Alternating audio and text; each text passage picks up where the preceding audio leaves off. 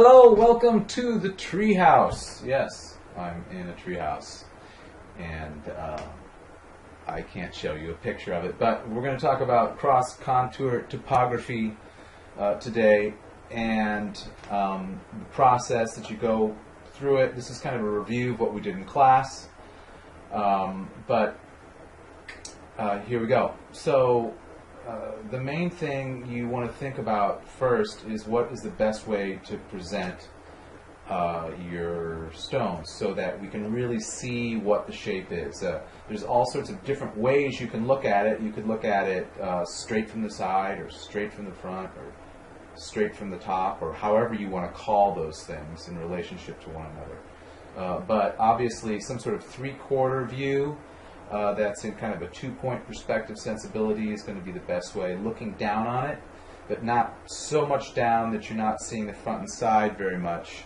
You want it to be kind of like sitting on a table plane, as if there's, you can see the shadow of it going off from there, and you can see how it sits on the table plane. So that's what we want. And also I keep talking over and over again about the axis, making sure that this kind of turn here is not flattened in a horizontal orientation. We don't have an axis of the longitude of the object doing that, which makes it into, we don't get a sense of depth as much.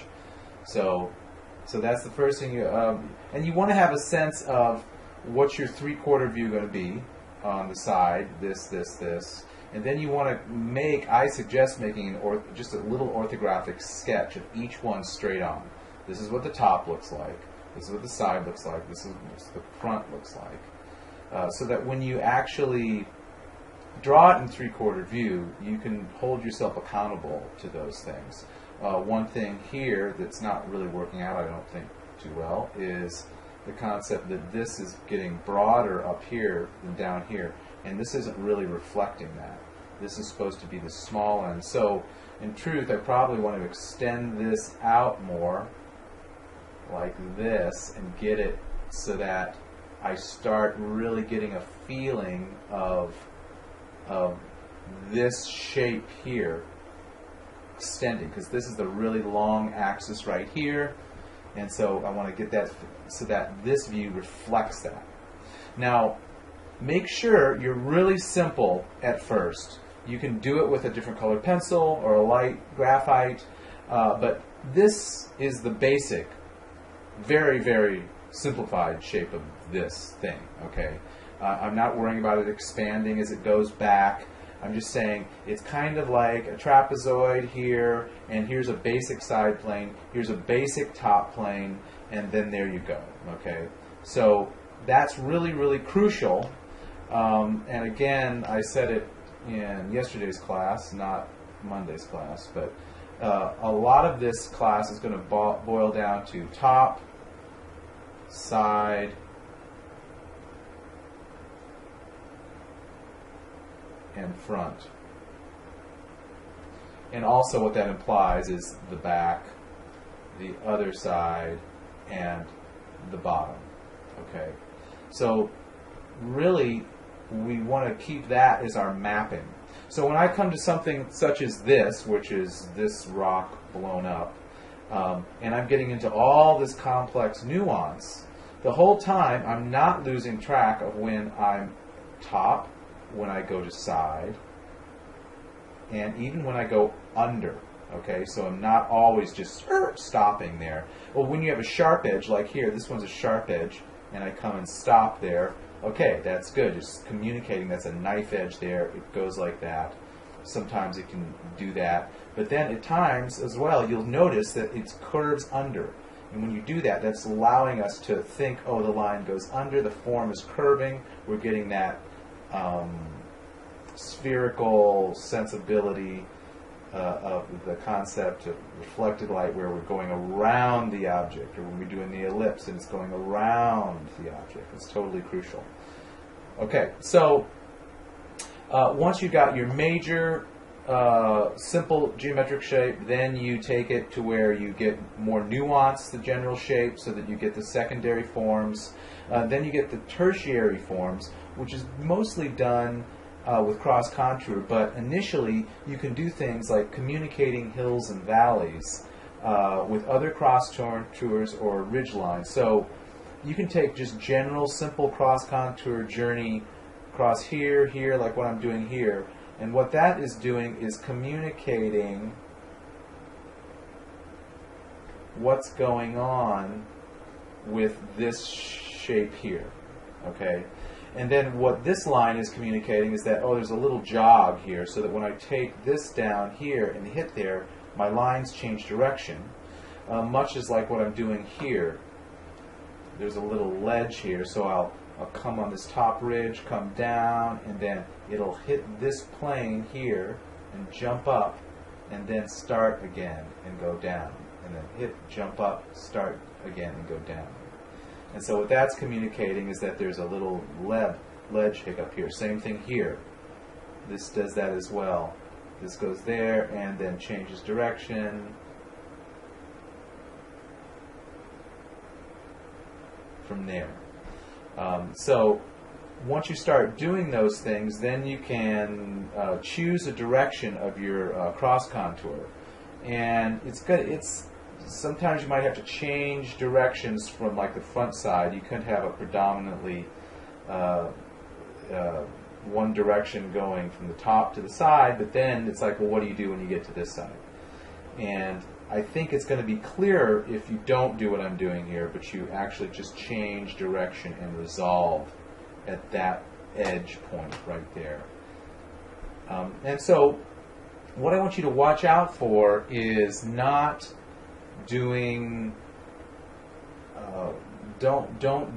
start just doing these lines and start making it get systematic so that you're just like blah, you know, whatever. What you have to do is you have to do them, and then like everything you do in visual arts, you have to see what the effect is, and then you have to see, okay, what does this look like? When I see this and I see the stone that I'm looking at, it's pretty close to it, and it really gets a nice varied density sense of topography going on here. I see the ridge line and that slope, and then I see this bulging out here, and then this is bulging out even more because I'm not being as dense here.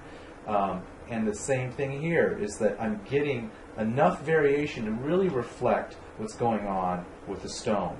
And so it's a matter of finding different cross-contour pathways, not just starting in one point and going all the way, but doing it at different intervals, and then starting to find it, and you can do both directions in terms of I'm using this, but I'm not going to draw it the whole way like this. What that's going to help me do is orient how I do my density of the lines here. For instance, with this one, I'll make it broader here because the plane's facing us more according to this line. And then here I can make these more dense together because this is coming towards us more, and then conversely like that. So that helps you define that, and this gives you that. Yeah. So once you've got the topography, you can change the line weight by saying, let's say if I wanted this side to be all more dark, I could start making these darker and then leave the top ones lighter.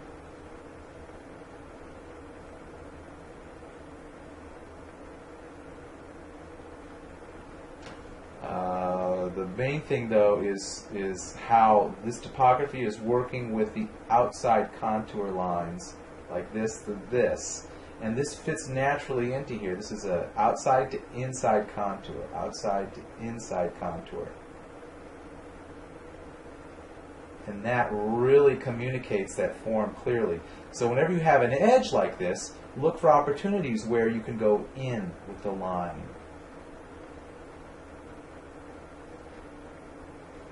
And here I'm changing it there because that's what the form is doing more.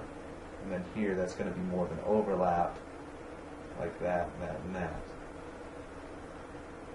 Okay, So the rest of the specs, make sure you do your thumbnails, simple thumbnails with composition, change direction of light. When you're doing this, you don't need to worry so much about light. It's more about really looking at the forms and changing the direction of your head, changing the angle so that you can see, well, wait a minute, what's really going on with this stone. I have a view of it here, and I can, if I'm looking at it from this direction, in order to tell what's really going on with this, I might need to look down from it this way and go, oh, I see what's going on with the topography there more clearly. So don't be afraid to change your perspective, because you're creating a volume. You're not creating a flat puzzle piece image.